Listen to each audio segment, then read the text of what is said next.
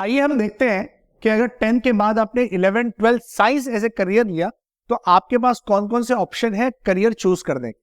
अगर आप 12th science as a career लेते हैं तो इसमें आप सब्जेक्ट पढ़ते हैं physics, chemistry, biology, mathematics, English और कोई एक लैंग्वेज। फिजिक्स और केमिस्ट्री तो कंपलसरी है।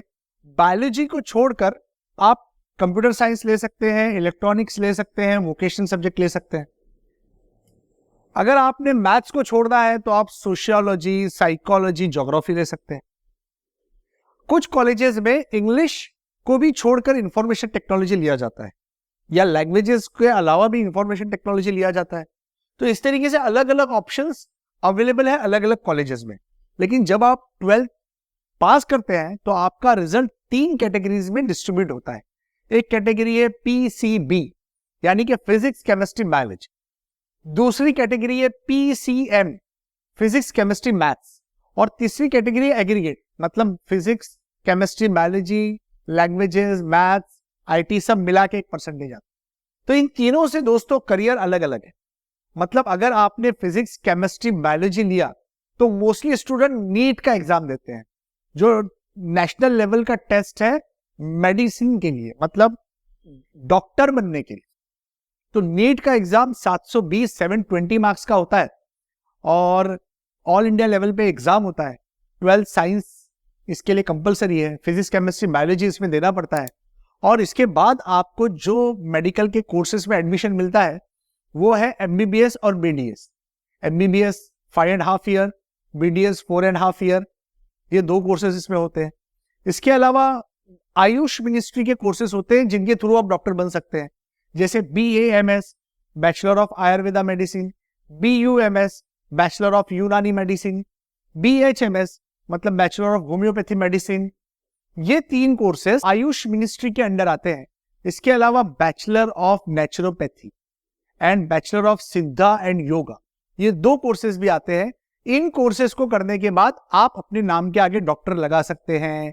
मोस्टली ये कोर्सेज 5.5 साल के हैं, उसके बाद 1 साल की इंटर्नशिप होती है।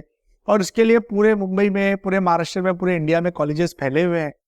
और नीट एग्जाम देने के बाद काउंसलिंग 2 तरह की होती है, एक काउंसलिंग ऑल इंडिया लेवल पे होती है, एक काउंसलिंग स्टेट लेवल की होती है। नीट के देने के बाद भी कुछ कोर्सेज ऐसे हैं जो किए जाते हैं जिसमें BPT है, बैचलर ऑफ फिजियोथेरेपी है, या BVSC एंड AH है जिसे हम bachelor of veterinary science and animal husbandry कहते हैं, मतलब एनिमल डॉक्टर जिसे कहते हैं।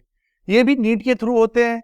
कुछ colleges, private colleges without NEET भी इनको करवाते हैं। जो कोर्सेज विदाउट नीट होते हैं उन्हें पैरामेडिकल साइंसेस का नाम दिया गया है।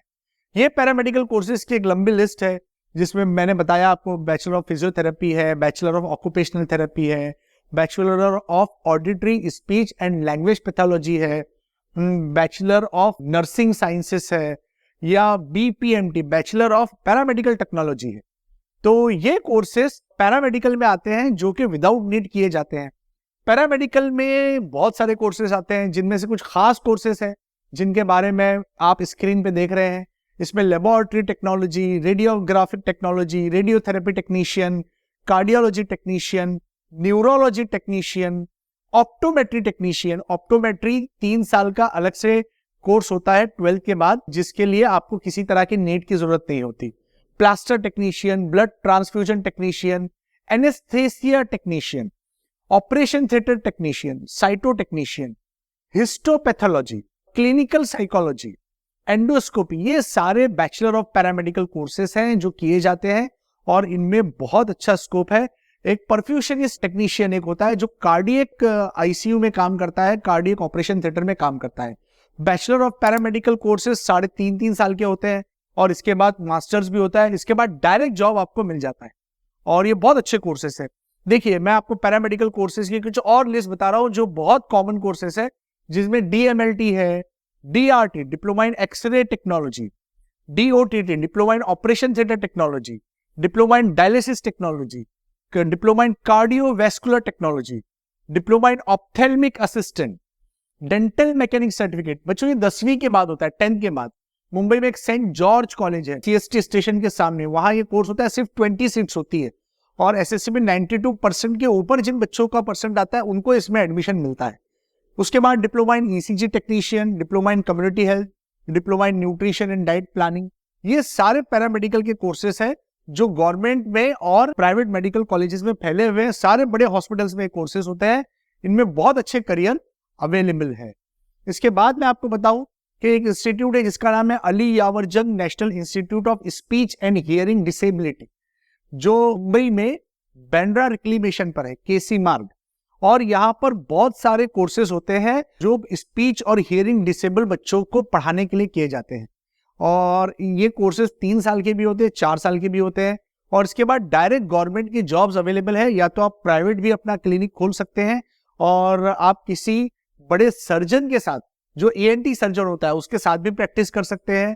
आप ऑडियोलॉजी और स्पीच थेरेपिस्ट भी बन सकते हैं और आप स्पेशल काउंसलिंग के भी PG डिप्लोमा इसके बाद कर सकते हैं। चलिए मैं आपको बताऊं कि महाराष्ट्र में मेडिकल कॉलेजेस की सीट्स और नीट के थ्रू कौन कौन सी और कौन कौन से बड़े कॉलेजेस है। या स्क्रीन पर आप रेड में जो कॉलेज देख रहे हैं वो मुंबई के कॉलेजेस है, जो गवर्नमेंट कॉलेजेस है, जो बहुत मशहूर कॉलेजेस है ऑल इंडिया लेवल पे, जिसमें grand medical college and sir JJ hospital है, LTM मेडिकल कॉलेज मुंबई है, TN मेडिकल कॉलेज मुंबई है।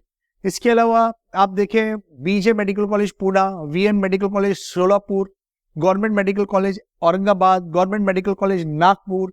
इसी तरीके से नागपुर, मीरज, अंबाजोगाई, यवतमाल, धुले, थाने, कोल्हापुर, अकोला, लातूर, इन सब में मेडिकल कॉलेजेस हर स्टेट में, हर डिस्ट्रिक्ट में फैले हुए हैं। देखिए ये दूसरी लिस्ट है जिसमें आप मेडिकल कॉलेज देखते हैं। इसमें देखिए ऊपर एक आर्म फोर्स मेडिकल कॉलेज है पुणे का, इसके बारे में भी मैं आपको जल्दी बताऊंगा। इसके अलावा मुंबई के 4 कॉलेजेस, नवी मुंबई के कॉलेजेस इसमें रेड में दिए हुए हैं। ये प्राइवेट कॉलेजेस भी है और गवर्नमेंट कॉलेजेस भी, दोनों कॉलेजेस की लिस्ट है। आप याद रखिए दोनों कॉलेजेस की फीस में जमीन आसमान का फर्क है। आइए मैं आपको बताऊं कि आर्म फोर्स मेडिकल कॉलेज क्या है। आर्म फोर्स मेडिकल कॉलेज में एडमिशन नीट के थ्रू होता है और पुणे में कॉलेज है। और इस कॉलेज में 5.5 साल की पढ़ाई बिल्कुल गवर्नमेंट के खर्च पर मुफ्त होती है। इसके बाद आप डॉक्टर बनते हो और आप मिलिट्री के डॉक्टर बनते हो। इसके बाद अगर आप PG करते हो वो भी पढ़ाई फ्री है। अगर आप PG नीट देकर इसमें जाते हैं, आपको गवर्नमेंट में आर्मी में 15 ईयर सर्विस करना पड़ती है कंपल्सरी अगर आप आर्म फोर्स मेडिकल कॉलेज में जाते हो। लेकिन पूरी पढ़ाई फ्री है। डॉक्टर बनने के बाद आपकी पोस्टिंग होती है, आपको all India train ticket free है, आपका रेसिडेंस फ्री है, फैमिली इंश्योरेंस मेडिकल फ्री है, स्कूल फ्री। मतलब है कि पूरी आपकी पूरी लाइफ गवर्नमेंट के खर्च पर होती है। तो इस तरीके से ये आर्म फोर्स मेडिकल कॉलेज है जिसमें आप लेफ्टिनेंट, कर्नल, जनरल, यहां तक आप जा सकते हैं। इसके अलावा मैं आपको बताऊं कि बैचलर ऑफ पैरामेडिकल टेक्नोलॉजी में कौन कौन से कॉलेजेस है।